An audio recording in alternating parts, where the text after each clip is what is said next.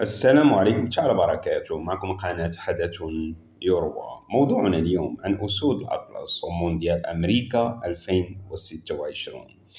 عندما نتحدث عن كأس العالم بقطر 2022 فإننا لا نتذكر فقط الإنجاز التاريخي للمنتخب المغربي ووصوله إلى المربع الذهبي، بل نتذكر أيضا تلك الصور الإنسانية التي خطفت قلوب الملايين عبر العالم.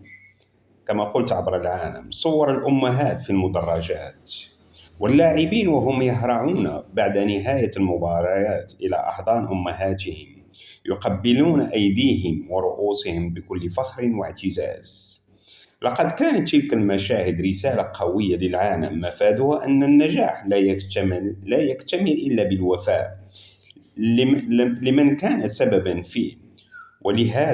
ولهذا السبب لم يكن المنتخب المغربي مجرد فريق لكرة القدم، بل أصبح سفيرا لقيم الأسرة والاحترام وبر الوالدين.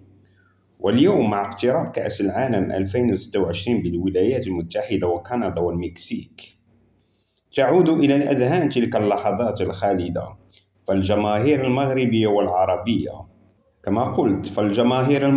والعربية لا تنتظر فقط الأداء داخل الملعب، بل تتمنى أن يعود ذلك المشهد الإنساني الجميل الذي جعل العالم يتحدث عن المغرب بإعجاب واحترام. يتمنى الكثيرون أن نشاهد مرة أخرى أمهات اللاعبين في المدرجات وهم يرفعن الأعلام المغربية، وأن نرى أبناءهن يشاركونهن فرحة الانتصار كما حدث في قطر. فهذه الصور لم تكن مجرد احتفالات عابرة، بل أصبحت جزء من هوية المنتخب المغربي وقصة ناجحة في عالم أصبحت فيه الشهرة والمال تطغيان على الكثير من القيم. جاء المنتخب المغربي ليذكر الجميع بأن الأم تبقى أعظم سند، وأن أجمل تتويج للاعب ليس فقط رفع الكأس، بل مشاركة فرحته مع والدته.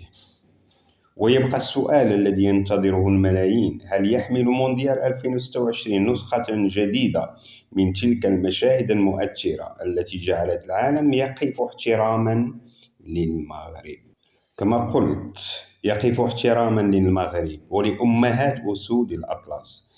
الأيام وحدها ستجيب، لكن المؤكد أن تلك الصور ستظل محفورة في ذاكرة كرة القدم العالمية لسنوات طويلة.